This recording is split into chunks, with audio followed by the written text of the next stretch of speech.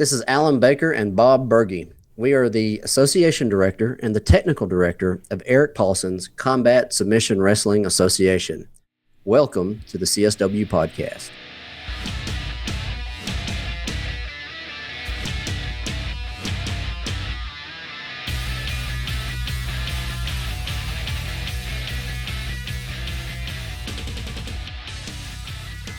Okay, guys, today we're going to have Guro Rick Young on the show.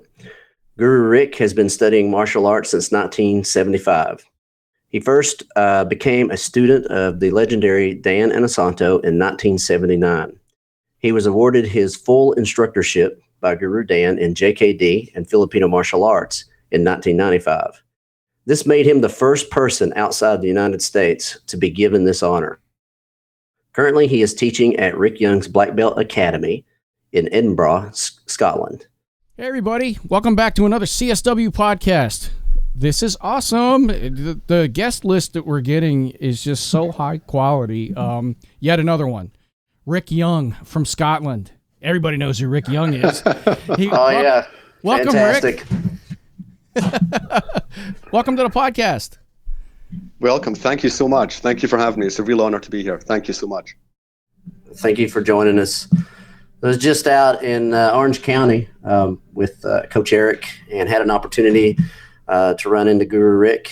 And right off the bat, I was like, hey, we do this little podcast and I'd love to get you on there. And agreed to do it. So here we are. It's fantastic. Thank you so much. Thank you. How often do you get out to California? Usually twice a year. I try and get out twice a year for a couple of reasons. One is, my time is limited now. Before, I would go out once a year for like 6 or 7 weeks. When I was single, when I was young, I had no responsibilities. I could go out. Now, as you know, as you get older, you got more responsibilities. So time seems to be cramming in. So usually I go out for about a week, something like that.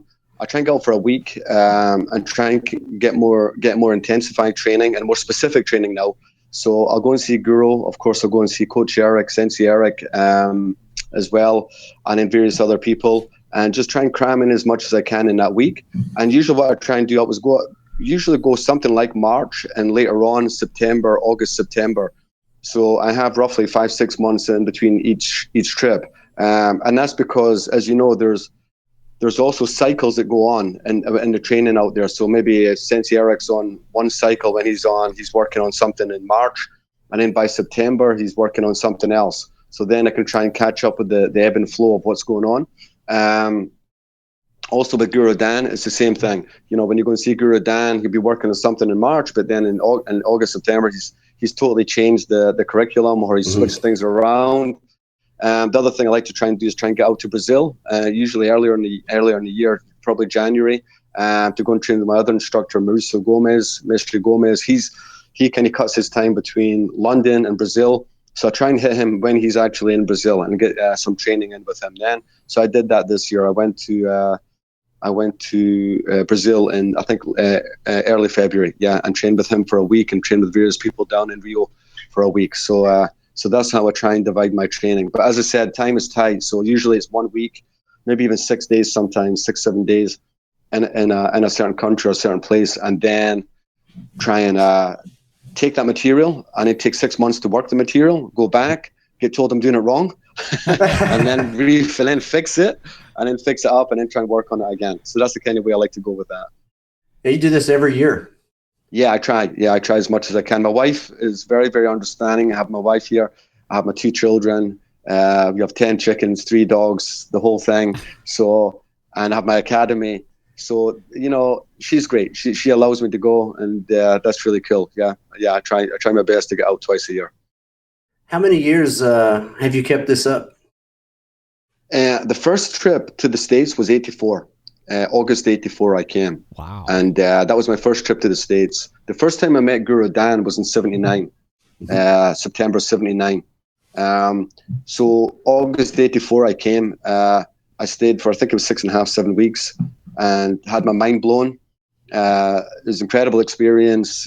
Just being out in LA, I was a kid, and coming to LA at that time, getting on the plane was just fantastic. And as we were saying before the interview started, that, you know, it's incredible the technology we have now that we can talk online and, you know, we can see each other. It blows my mind. It's amazing. Back then, I mean, you know, videotapes were really just beginning, you know, the information wasn't really out there. So I'd go there, cram my notepad. I'd actually have an audio, have a little cassette that I would speak into after every class. And then after that trip, I came back in 85, and since then, twice a year, try to get back and get training with Guro Dan as much as I could. But that was the first time that I came. Yeah, it was 84. But I'd met Guro Dan in 79. He had visited London for a Bruce Lee convention. So I was a kid, 17, and him and Jeff Amada gave a demonstration, and it was just unbelievable. You know, it just opened up a whole new world in martial arts. And what I'd been training in up to that time was great. The karate, some wrestling, some judo. So it was fantastic. But Guro Dan just blew my mind. Absolutely incredible. And if I'm not mistaken, you were the first person in the UK to get full instructorship under Guro, correct? Yeah, I was very, very privileged. Yeah. And that was great. You know, I mean, it was amazing. And Guro, you know, I didn't really feel I was worth it, to be honest with you, you know. And it's a funny story because what happened was he never really gave me, he actually never handed me the certificates. You know, we had been here in a seminar in Edinburgh, and I drove him to the airport the next day, on the Monday when he was leaving. And he had this envelope. And as he was getting up the car to go to the airport, he said, you know, Rick, when you park the car, have a look at the certificates. And he said, then come in and tell me what you think. And I went, okay, girl. I said, no problem. So I parked the car. I didn't even look at the certificates. I didn't go inside. I just looked at the envelope and I thought, I'll check it later, because you get updated every year. I thought he was just updating my associate certificates. So I went into the airport, met him. We had a coffee with his wife, Simo Paula, and he said, "Did you check the certificates?" I said, "No, girl. I'm sorry, I never checked them." He said, "Give me a call when you know I'm in LA." I said, "Yeah." So I go back to the car, and I think maybe I should check them, you know. So I checked the certificates, and that's my full instructorship, and Filipino arts and the John Fan and GKD. And I started crying. I was actually crying. And I went back to the airport to try and find him, but he'd already gone through security. And I couldn't find him. And I just didn't expect it, you know, because I felt, and I still feel, there's that many people who were way ahead of me, both in time and in talent. You know, we were very talented individuals. We were incredibly gifted.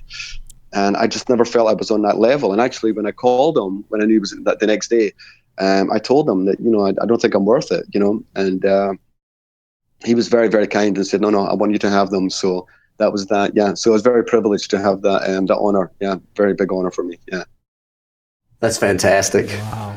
Yeah. Could you tell me a little bit about when you first met Coach Erik? He's Coach Erik. He's always been amazing and just really, you know, I think there's two sides. Well, there's two sides to everyone, but he's such an amazing martial artist. I mean, when I met him in July '89 at the North Carolina camp, the Smoky Mountain camp, where I think Guro Dan, Fred Degerberg was teaching, Sifu Larry Hartzell, Tim Tackett. I think Tim Tackett was the next year, but there was a whole bunch of people teaching there. Amazing camp. And I met Coach Erik there, and we got talking, and we seemed to get on really well, because at that time, Mark McFadden was there. And we seemed to be the only ones who were really taken up on the grappling. Not the only ones, but the ones we were predominantly kind of looking at grappling at that time. Mm-hmm. And then after the camp, I flew to LA and I met Erik, and we went out to the beach. I mean, he had some roll out mats. We did some stuff like just there out in the open. He was showing me some stuff, and it was great. It was absolutely fantastic. Well, the thing was, the next year I went, and it was like he had accelerated at such a pace. I was just amazed, you know. His learning curve was just insane. His ability to absorb information was just insane. And where, like for me, I would pick up one technique or two techniques and say, have you seen this? Have you seen that? He would pick up one technique and then make it 6, you know, make it 7 techniques. It was incredible. I mean, maybe more. He really amazed me. And to see him go from where he was, which was already a great martial artist, going into what he became, going through the Shuto, going through all that, his fights, and 91, 92, I think it was 92, 93 when he won the title. And then every time I would see him, I was like, Erik, you have to slow down. I can't take any more. I can't take any more knowledge, because you're just overwhelming me with this stuff. And as I said, he's always been so, helping me so much and advising me so much and trying to give me so much material. He's been a great coach, a great sensei, and obviously a great friend, And at that time, I remember one trip. This was, I think, 1990, and I had done a trip of 7 weeks. I'd basically gone around the world. I'd gone to Australia. I trained with Guro Dan in Australia. I then flew to LA. Then I flew to Atlanta. And then we went up to the Smoky Mountain camp from Atlanta. Then I got a bus up to Minneapolis. I did all that. I went all over St. Louis. I was all over, and I had no money by the end of the trip. I had no money. I had nothing, and I was staying at CFU Larry Hartzell's apartment on Culver in LA. And Coach Erik was working at a bar, but he hardly had any money either. We were both broke basically. And anyway, so I'm at CFU Larry's apartment. It's the last day. I'm going to leave the next day, and I have no money. I have $0, nothing. And I'm thinking I have to walk to the airport. My next meal, I never ate for 2 days. My next meal was going to be on the plane. I wouldn't be able to afford anything. I had no credit card, had nothing. Anyway, so Erik comes over to CFU Larry's apartment, and he said, "How you doing?" I said, "Great." He said, "How you getting to the airport?" And I told him, I said, "Well, I'm going to have to walk, Now I know Erik probably had $10 or $15 in his pocket because he had nothing. He had told me this. He said, "I got nothing." I woke up the next morning, and he had slipped into my coat. I think it was $10 so that I could get a taxi to the airport. So it just blew me away that he would give. It's easy to give money when you've got money. When you've got money, it's easy. But when you've got nothing, he gave me his last couple of dollars that he had. And that always just blew me away because, he was such a great friend, and I got the taxi to the airport, and, I was able to buy something at the airport. I don't know, I bought some candy or something. And, and it was great times, So I think going through all that with him, both as a coach and as a friend, and seeing him develop as he's developed, and to see CSW develop the way it's developed, which is incredible. I mean, his vision for CSW and the way he's taken it forward, and the way he's taken it globally is just incredible, And I'm so happy for him, both as a friend and as a student of his, And I'm proud, very, very proud to be his student, Very proud. Fantastic. That's excellent. So we just through conversation, we were talking about you slowing things down this year as far as seminars and everything, and focusing on your school more. We actually have a lot of guys who listen to the podcast that are school owners, and they're doing the same thing. They're trying to grow their school, improve their programs. So I had a couple of questions about some of the things you're doing to increase your student count and your school. Just starting with like marketing and advertising. Have you done anything special lately that's made an improvement, a difference? I'm going to be honest. I think our school is slightly different from a lot of schools because the area we're in is Edinburgh, where I teach, in Scotland. Edinburgh has about 500,000 people in it. It's not a huge city, like LA or anything like Chicago, anything like that. But it's big enough that we have a lot of local interest. So most of our interest, to be honest, comes from word of mouth. So I think that's unusual for most schools. We don't really advertise too much, and also our growth has been very organic, in terms of like the CSW has exploded, in the last 5-6 years, even because of the interest in grappling. So when people come in, they'll ask about BJJ, they'll ask about CSW. So those classes have organically exploded. The kickboxing, the Thai boxing, the STX, that has also gone up too. Yeah, the Cali, we kind of, because it's something we have like as not a secondary class, something I want people to be kickboxing first before they go into the Cali. We have a little bit less people going into that, but the classes are still quite busy.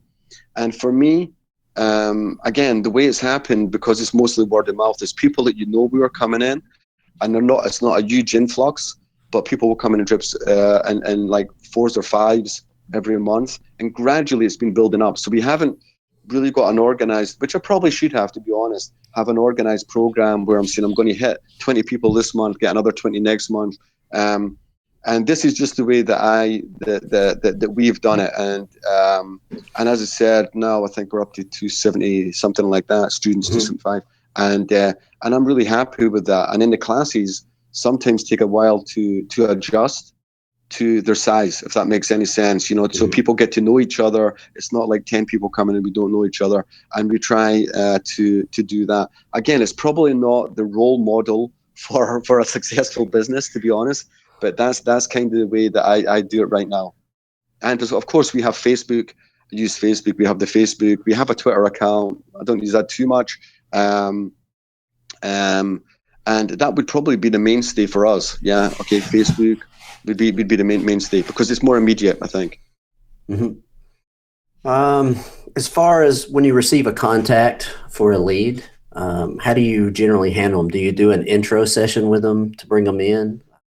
Free class? Well, what we try to do is, first of all, when anybody's emailed or phoned up, we say, what we'd like you to do is come down to watch a class, watch as many classes as you want. We'll give you the information at the school. You can, because some people, I think, have in their mind, some people want to do, I don't know, they want to do jiu-jitsu, but they're thinking MMA. And they come in, and sometimes what they want isn't what they need. So what they want is, they want to be an MMA fighter, and then in comes this guy who's 45 and out of shape and can't throw a punch. And you go, well, actually, it's probably better if you go to the STX sessions, or you go into like a beginner jiu-jitsu or CSW program. So that's more what would be in line for you. So that then we can see, and then you'll have the young kids coming in who are 18 who just want to go. And that's fine too, because you go, okay, then we have a bunch of guys in here, we're good, and we can kind of nurture you in a different way and then take you forward from where you are. So that's why I like to talk to people first. And to be honest, also, because some people come in and you can just feel they're not going to be right for the school. Yep.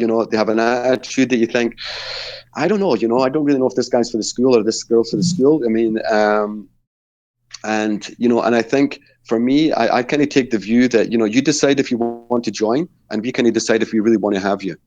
Because there's a few people that, because it's not somebody's right to just walk in, because sometimes, people think they're buying you, which they are to a certain extent in terms of they're paying you money for your services.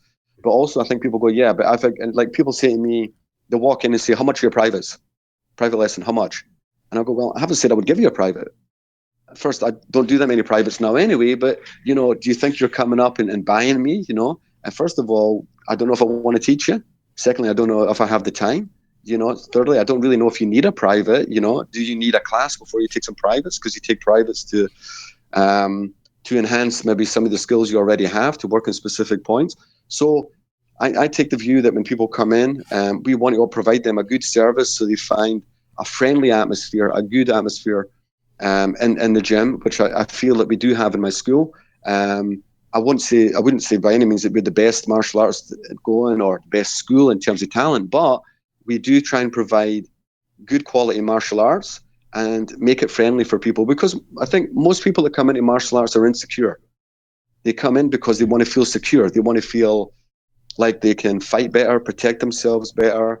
They're going to lose weight, whatever it is, they really need something that's going to take them to another level. And if we have like a macho image, it's going to put a lot of people off. It'll attract some, but for me, it's going to put a lot of people off, And it's like the MMA itself. If you look at MMA, which I love MMA. I love watching UFC. I love what Sensei Coach Erik, his program's amazing. His program is fantastic because it can be done by pretty much anyone, and it's structured. Whereas a lot of MMA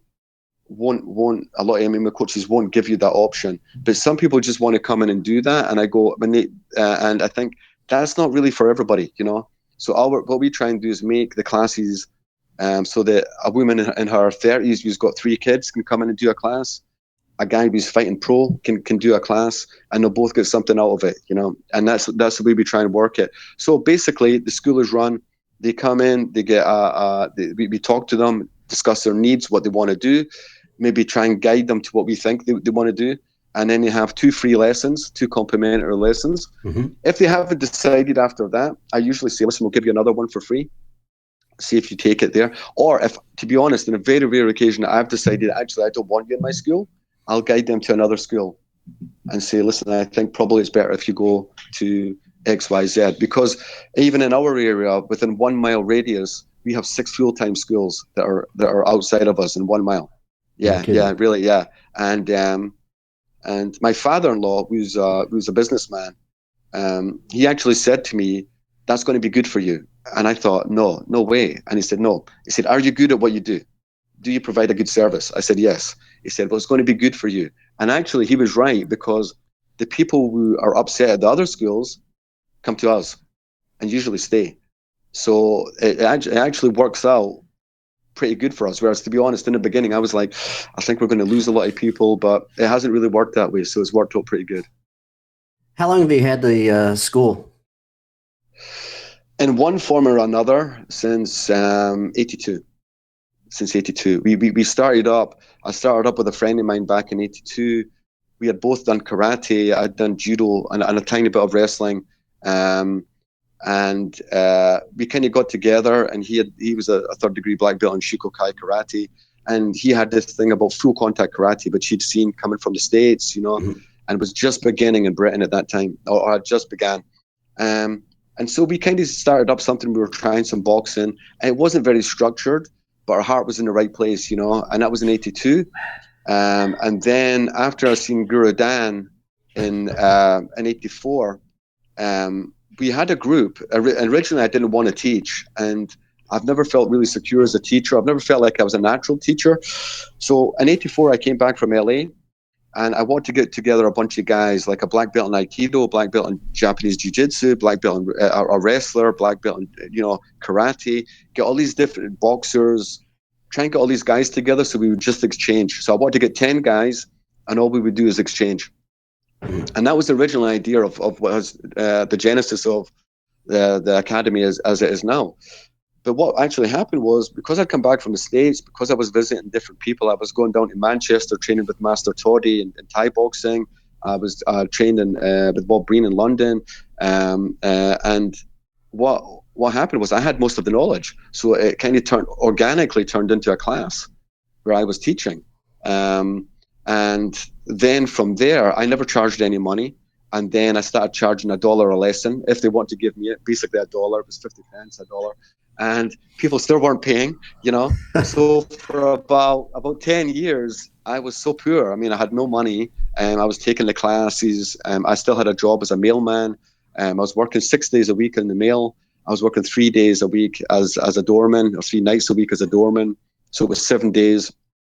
And it was a really tough time for me, And then the class started to take off just organically, and then I started to actually make a little bit of money, which was great. And at that same time, I was getting Sifu Larry Hartzell in. Guro Dan was coming in for seminars. Sifu Larry came in, I think, 92 with the Coach Erik, and that was the first time Coach Erik had been in Britain, I think, in the UK. I think the first seminar he gave with Sifu Larry was in Edinburgh in my school, and then Sifu Rick Fay came. And he was fantastic, a major influence on me. I mean, Sifu Rick Fay was just absolutely brilliant. And he came as Sifu, he was assistant to Sifu Hartzell too. And we had like boxing coaches come in, a lot of different people. We had some wrestlers come in, some judo guys. And that was how the whole kind of the academy took off, And even when my own instructor came back, Sean Shanley, who had instructed me originally, he came back from England. I just gave the gym to him. I said, you teach and I'll go into class. I didn't really want to teach. And he taught for like 3 lessons, and everybody left because he was teaching so hard. He was really brutal. His teaching methods were really brutal. So then I came back, and he asked me to come back. So I came back and taught again. And it just kind of organically became what it is now. to where in October '99 I went professional because my wife said I had to do it. It was actually my wife that forced me to go professional. I was a mailman, and I would have still been a mailman now, but she said, "You're doing 50 seminars a year. You're working 6 days a week. You're teaching 4 days a week." And sometimes I would get 18 training sessions myself. So I was like beasting it, and I was dying. So I was so tired. She goes, "You're tired all the time, And I said, yeah, I'm tired because, I'm doing a lot of stuff. And you're just married. And she said, "You got to stop." She goes, "You're going to go professional. You're going to do this right." And then that was the beginning of what it became now. Yeah. That's fantastic. 50 seminars a year. It was. I got up to. I think 3 years I did 50. I think one I did 55. Wow. Yeah. But it was nuts. I got to be honest. I was dying. Yeah. And now I look back and I think, how did I do that? How did I manage that? And I think, really? Yeah. But anyway, there it is. Yeah. I have a quick question. When you had the 10 guys, or the early on part that you were talking about, so you went professional in '99. Yes. Full time with your school. Yes. So in between there, what were the steps you took, or a step you took to where, because you said you were charging $1 a lesson or no money. When did that transition happen? What was that piece? I think I got to be honest. I think I was sick of being poor. If I'm being honest, I was sick of paying the rent. And I just thought, and my standard, I was basically, coming to America and having to take out loans. And I just got to that point where I think you say, enough's enough. I deserve a better standard of living than this. I'm really putting out so much energy here. And not that I think anybody owes me a living or anything, but I thought this is just crazy because I was in so much debt. I remember one trip I went away and I came back and they were going to foreclose on my house. I hadn't paid my mortgage for 3 months, but I'd been to the States to train. And I was putting that above everything, And I just got to the stage where it was kind of at the same stage as I was coming to the realization that this really couldn't go on. This wasn't sustainable. Mm-hmm. The gym was taken off because Guro Dan was visiting Britain, the JKD and Cali were taken off, the UFC had begun, was more interested in martial arts and the martial arts that I was teaching. And it kind of happened organically like that. So it was kind of a bunch of things merging together that I just thought, no, this is not sustainable. This is something I don't want to live my life like, I think back then we had the vision of every martial arts had to be pure. If you were a good martial artist, you had to be pure. If you made money, you were selling out. And of course, that's absolutely totally wrong, But even when I spoke to Guro Dan, Guro Dan, I don't think went fully professional until he was, I think it was 43 or 47, which is incredible. He never went, but he was still teaching, I think, Harvard College, and he, in an insane position for a man who is so far out in his field, and so far ahead in his field. But that's something that I think was kind of part of the mindset back then. Whereas now, I think we can teach like I try and teach now, where we have a nice gym, we have a nice academy, we have a good atmosphere, we charge a reasonable price. I think we teach martial arts to a good level, and people are happy with it. Happy with the what we're providing. What was the response with the first group of guys that you said, guys, you're now going to have to start paying? Did you lose anybody? I think you know the answer, people, when you give, I was saying this to a student of mine last week, when you give something for free, people generally don't value it. If you keep giving your time for free, or if you give your merchandise for free, or if you give everything for free, people generally think that either you've got too much of whatever it is, too much time, too much energy, or you've got too much money that you can give things away. I think after a while, people generally think that it's easy for you. And that first group were a bunch of great guys, but a lot of them didn't want to pay anything. And I was thinking, well, I'm just going to the States. And at that time, I think my first trip was about $3,000. It cost me maybe $3,500. That was back in '84. It was a big trip for me. and you know, and I thought, well, I put a lot of money here, and I didn't expect to get that money back in compensation as teaching. But I thought, well, I am teaching here, even if we could just buy equipment. At first, I just wanted to buy some Tide pads or some bags or some equipment for the school, for the place we had. But yeah, they weren't very receptive to it. They didn't want to pay. Yeah, that's the bottom line. So you probably had some turnover there. I'm assuming, because that's usually how it goes. Yeah. So then what? So then another group. How did you put the flag out there to say, okay, lessons, we're charging for them, this is taking the next step? What was the next step? Like, how did you get people to pay? I think when people had moved around, and as they say, the information was becoming more available. So I think people were realizing that actually, if you go down to London, you're going to be charged X amount if you train, and then actually that's a lot of money, and realizing basically what the going rate is for what you're being given. And I think also that when we moved into better accommodation, with better training halls, we had more equipment, then it was more professionally run. So I think people then began to say, okay, we'll pay for this, that'll pay. Whereas everything was done out of my pocket in the beginning anyway. But we would put the club funds into getting more pads, supplying more equipment. If someone didn't have sticks, we would have sticks there for them. We had mats, which I bought. And so it was becoming more professional in that sense. So I think people said, okay, you're providing a better service in terms of what you're giving us. So then we will pay what it takes for that. Whereas the first hall we had, not to tell war stories, but the first hall we had was in a place called the Fort in Leith in Edinburgh. And a really rough area of Edinburgh, beautiful people, but a really rough area. And as I was teaching, bricks would go through the windows. You know, yeah. As I was teaching, bricks would go. Then they put wire up, and then he would still put things through the windows. And it was kids, you know. So it was that kind of area, you can imagine. So it's not conducive to people saying, "Well, I'm in a really secure situation here." So this was way back, and so once we got out with that place, which was an interesting experience. It was actually a good experience for me, because, you know, it was how you can only go up from that. You know, you can only get better from there, and that's basically what we did. So I think as we progressed and went to better academies, then we were providing a better service, and then people said, okay, we can start paying for this. Also, I think not to be big-headed, but I think I was teaching better. I was understanding more how to structure a class. And when I began to understand how to structure a class more, watching Sensei Erik teach, watching Guro Dan teach, watching Sifu Larry Hartzell or Sifu Rick Fay, I thought, I have to structure this for people, because in the beginning, I was teaching as much as I could in 2 hours.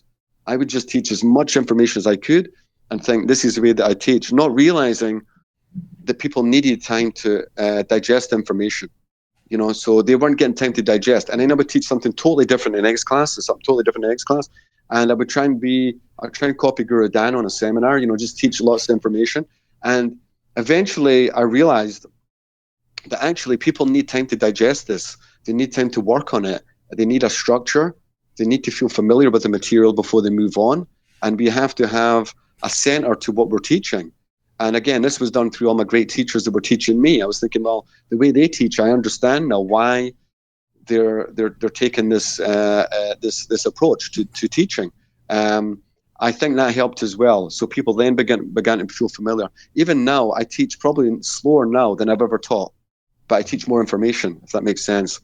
So for the CSW program, we'll go through a 6-week period where we're working on one particular aspect of, let's say the game. So you're going to work attacking the guard or attacking the guard on the legs. So we'll work on that particular part of the game. We'll pass the guard, we'll go to the legs, we'll attack the legs, we'll pass the guard, we'll go to knee and belly, attack the legs. But people, if they miss the class on a Monday, they'll get on a Wednesday. If they miss it on a Wednesday, they get on a Friday. If they miss that week, they'll get it next week. So it won't be a jump. And I think for me too, I need familiarity in what I'm being taught. I need to be familiar with the material before I really move on, because I'm a very slow learner. And I think for most people, Sensei Erik or Coach Erik would be different, would be slightly different, because his ability to absorb material is like insane. I don't think I've ever met anybody who can absorb material and then show it and do it as quickly and such a quick turnaround. So he would be somebody who would be different, but your general person, your general student, I think really needs that familiarity. And I think that helped with the continuation of the people coming in and people and students staying and the retention at the school. That's such an excellent point you bring up. Sometimes that comes across with us too, is people get confused between seminar teaching and regular class teaching. Yeah. That's what you just described, because it's not 30 techniques in a class. The reason they're doing that is because you have them for 2 days. They're dumping information on you. This is not your regular class structure. Exactly. That's a great point. And I think I've said to my students too, when Guro Dan came, like when he came to the UK, and you've just said it, Bob, and when he came to the UK, he would come once a year. And so he would come and give a 8 to 10 hour seminar. And as you said, teach all this material, and you had 1 year to work it out. So you had 1 year to remember, to go ask your training partner, what was this, what was that? And then the next year, I mean, I was lucky because I was going to the States too, but the next year he would show and give another seminar, and some of that material would be similar, some would be dissimilar, but you would at least have an anchor on something, where a lot of people are floating, are riding the waves, and they don't have any anchor. They don't know how to anchor themselves. They have no nucleus to what they're doing, and no cohesion between what's being taught. So I think it's really, really important that we have that now. And as you said, the seminar teaching is totally different. Seminars sometimes are you get some inspiration, you get some techniques, you watch a master, you think that was fantastic, and then you go back, you hopefully absorb some of the material, you go back and then you work on it. And as we have now with the internet, with Sensei Erik's online training, all that stuff, if I had that when I was back starting, man, I would be 10 times better than I am today, because that information is so, especially on the program, the CSW program, is so well organized that I can look at any one specific thing and work on that for a week or 2 weeks, however long I need to work on it. Then I can work on something else, and it's outlined for me. So it makes life an awful lot easier than it was before. Particularly for me as a student, and for my own students when I was teaching them.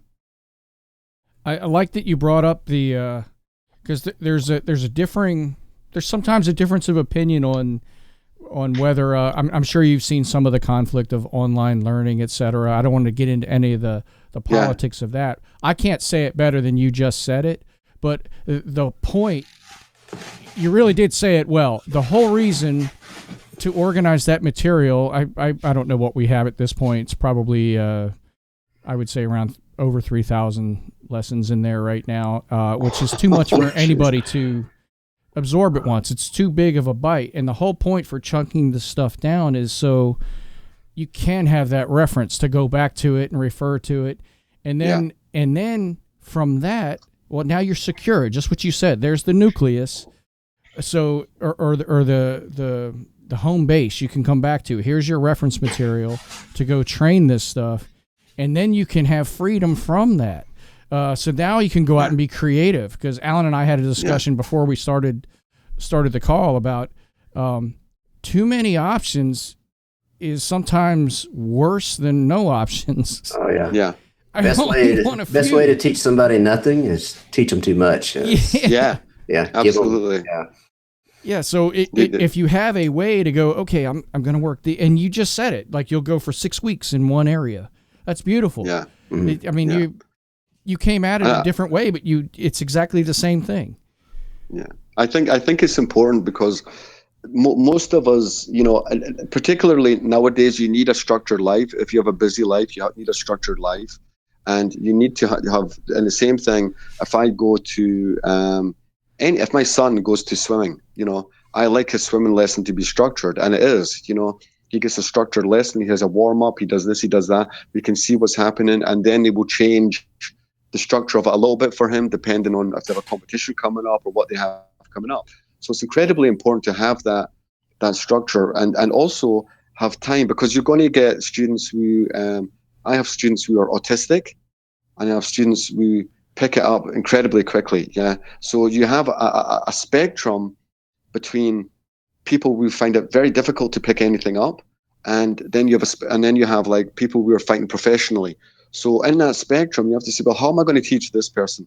Because people have said before, I mean, there's things coming out, I've taught the Navy SEALs or I've taught the SWAT teams. These are easy people to teach. If you can't teach the Navy SEALs to fight, then you have a problem.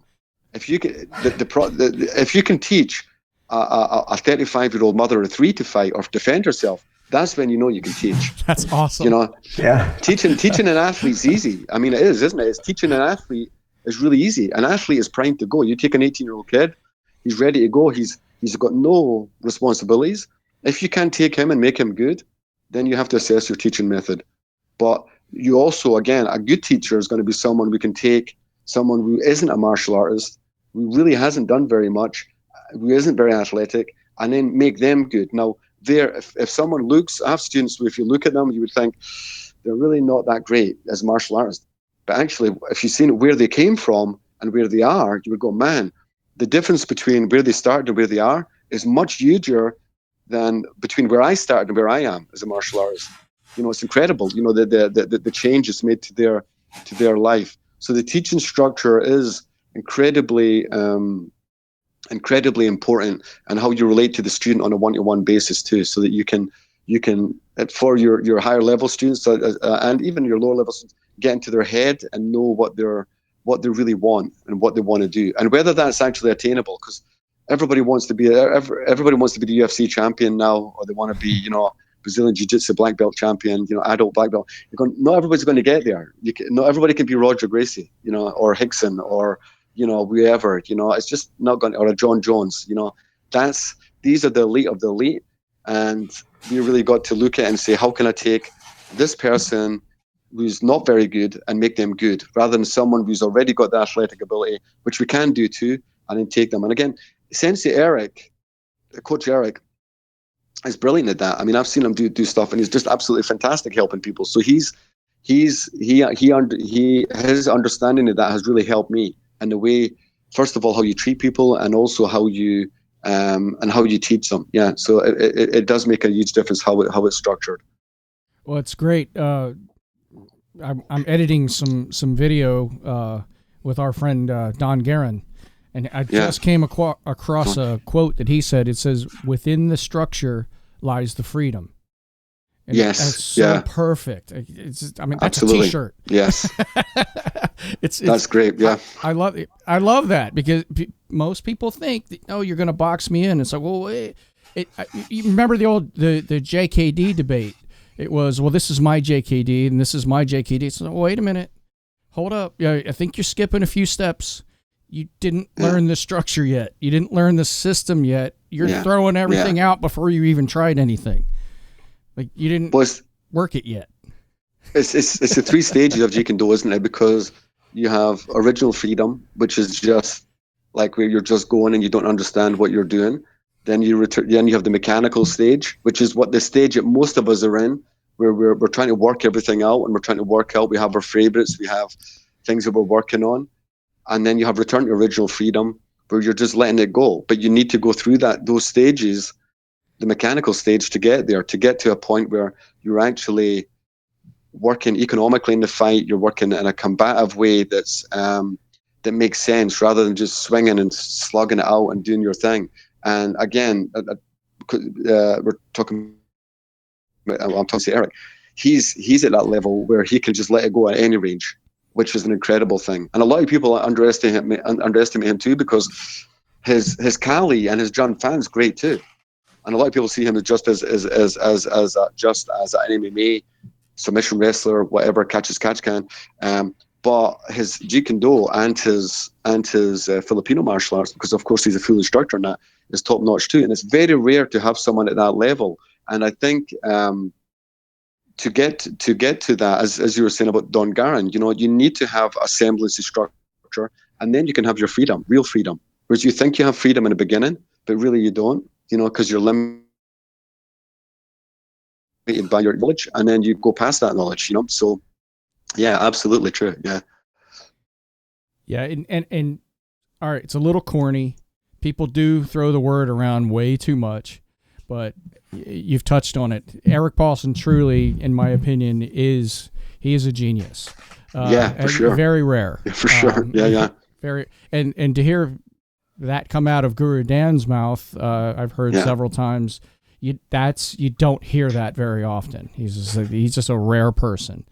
I don't know how he comes up with things. You just watch him doing it. You're standing right there watching him organically create something, and I do not know how you just got there. What just happened? He's Mozart with martial arts. It's like what just happened in front of me?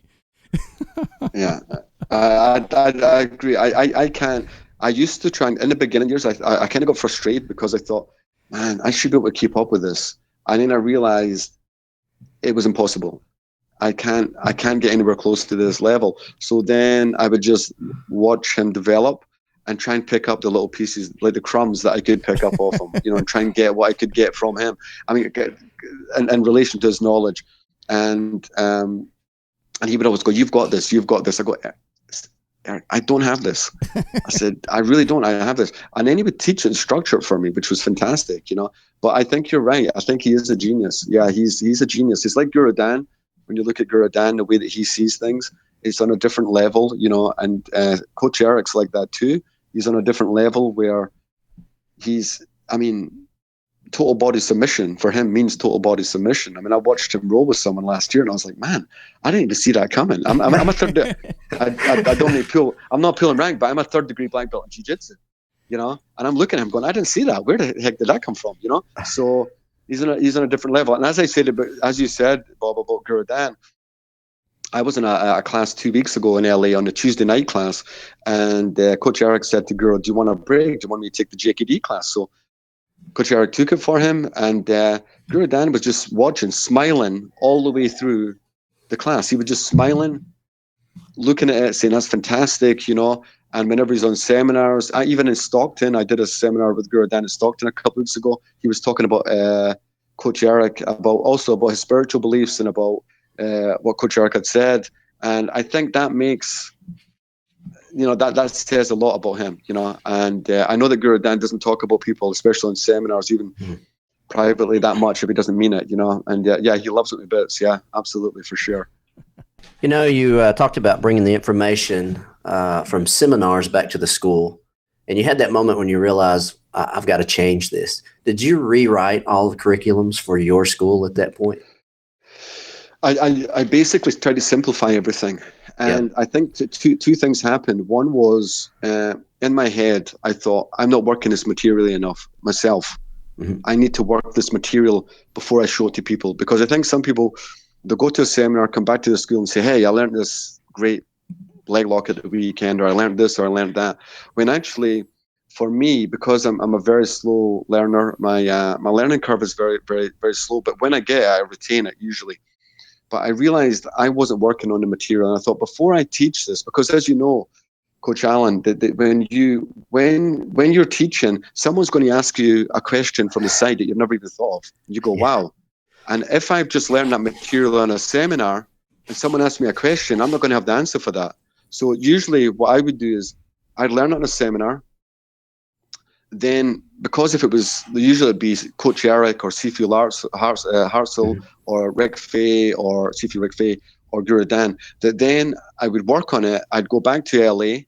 I would ask them about it. I'd go more, and that's why I said my trips have become more specific. So when I come to LA now, sometimes I have very specific questions that I want to ask. Like this time, I was asking Coach Erik about leg locks, because leg locks now are obviously hugely in vogue with Eddie Cummings and Gary Tonin and all these guys coming out now. But I think Killer Leg Locks 1 came out about 98 or something, and it was years ago, and I'd go back to Coach Erik and say, listen, am I doing this right? Am I doing this wrong? And this time I was asking him about the differences between their leg locks and his leg locks. And he'd give me an explanation, because this is what my students ask me. Mm-hmm. They say, can you explain this? So when I come back from a seminar, I try and work on the material, go back to my instructors, make sure it's correct, ask them the questions that I think that I have, and also that I think my students are going to ask. So when I go back and teach it, I'm hopefully better as a martial artist, but I'm also better as a teacher. and then filter through the information slowly again. As we go through it. So we'll go through this new material. So sometimes I'm teaching material that was taught 5 years ago, and I haven't taught it yet because I'm still working on it myself. I'm still thinking, this is actually for me. This is actually the material that I have to work on, because, if we're teaching, I look at firstly as myself as a martial artist. How am I improving as a martial artist? Am I improving? And at 54 years old now, I think physically it's harder to stay in shape. It's harder to, there'll be certain things you lose your response time, you lose certain things. But there's a lot of things I can gain. I can be better at 54 than I was at 20. I can improve very much on that. So I look and go, how am I going to improve as a martial artist? How can I take this material and make it work for me? Or how can I turn it around and change it? And so then I'll go to my instructors, ask this, and then get that input back. And also, it's really important for me to go to them and ask, because it's important for me to be the student and to absorb not only the material, but the energy that they give me. So when I'm with Coach Erik, he always gives me great energy. I'm always full.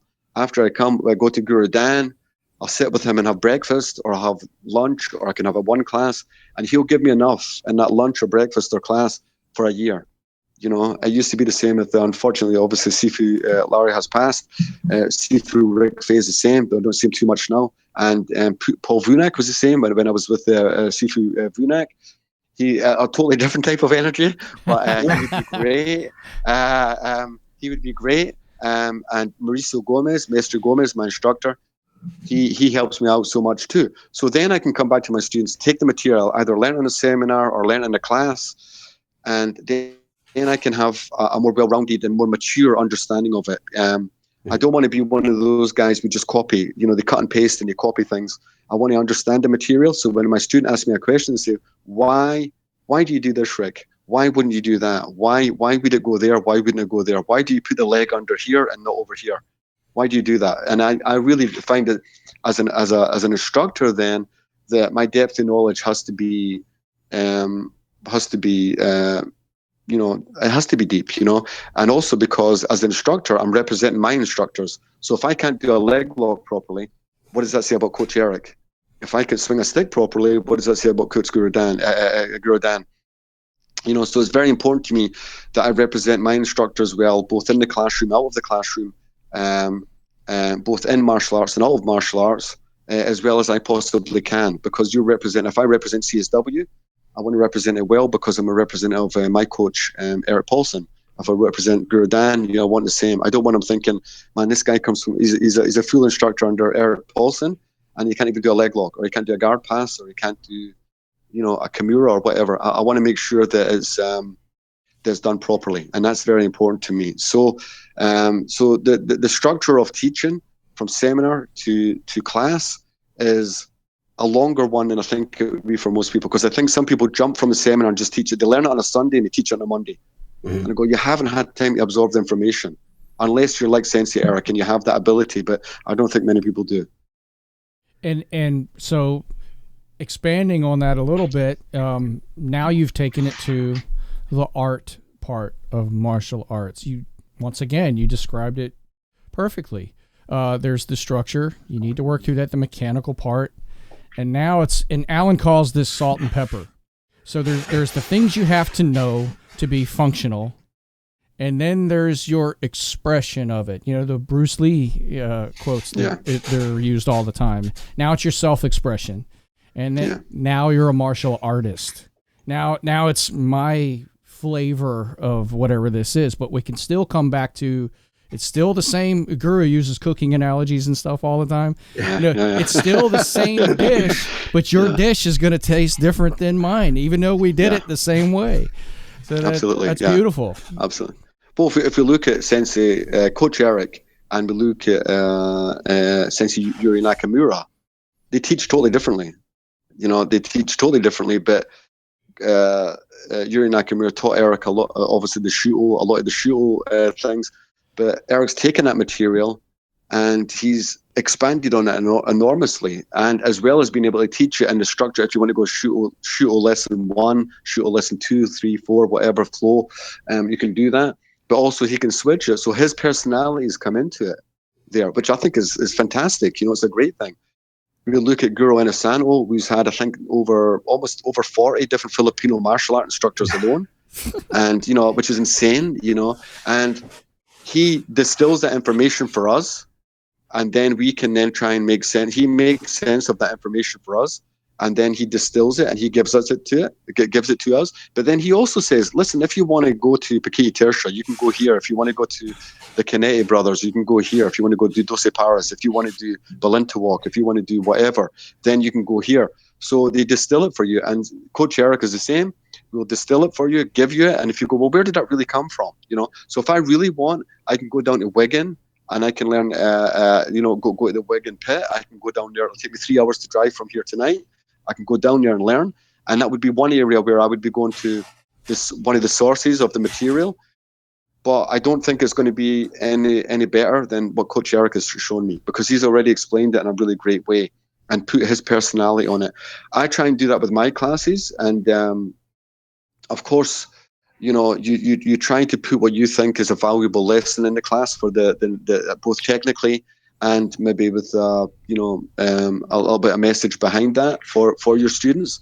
And you can only teach the best way that you can. And I've made thousands of mistakes through the years. I've made so many mistakes with students that I wish I could go back and sort them out. I probably make mistakes. Now when I tell my students that, I say I'm teaching you to the best of my ability. I'm teaching you to the best of my knowledge through what I've been taught. And that's all I can do. And I'm doing it honestly. Now, I may be wrong in some things, but I'm doing it honestly. I'm trying to do it in a way. I'm not trying to fake you out. I'm not trying to hold things back. I'm not trying to send you on one route when I'm going in another. I'm giving you something honestly that hopefully will help you in your martial art and life development. And that's all you can do, I think, is go through that. And as long as you do it true to yourself and true to good morals, then I think that's the best way to go. What do you think, Alan? That's all I've got. That was amazing. I'm sorry, I was rambling on. I apologize. No. No. That was fantastic. I've got to say, I'm inspired from this podcast. Your story is a story of just willpower and dedication, and such a tremendous amount of energy. It's fantastic. The guys are going to love it. Thank you so much. Thank you for coming on here and sharing that. It's just incredible. And the humility and lifelong student attitude you have. Please, if you guys don't take anything else away from that, just listen to how this man is so humble, and he's still learning, and he's still studying, and he has the right to be a little cocky right now. And you don't hear any of that, do you? I don't know. You don't hear any of that. See, he doesn't even like me saying that. But Guro Rick, thank you so much for coming on. Thank you. We love Yes, it. Can I just say it's been a real privilege for a kid from Leith in Edinburgh to be interviewed like this, and so many years after I started. It's a real privilege for me to be talking to you guys and to be associated with the CSW. I'm just so honored to be under Guro Erik, because we are obviously the CSW right now, and it's just fantastic. I just really am honored to be under all these people, and it's great to meet you, Alan. It was great to meet you the other week there. It's a real privilege for me to meet you. No, thank you. Thank you so much. And Bob, and thanks for all the work you do, Bob. I know that I'm amazed by your technological wizardry. And I'm amazed that I could even hook up like this. So thank you so much. Makes two of us. Thank you so much. Thank you, sir. Have a great day. Thank you very so much. Thank you, Take Guro care. Rick. Thank you. Bye-bye. Bye.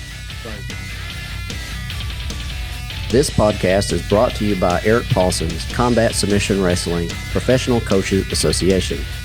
We are striving to be one of the top organizations in the world for professional martial arts instructor training and business development in the martial arts industry. For more information, you can contact me, Alan Baker, at cswatlanta@gmail.com or through the main website at erikpaulsen.com.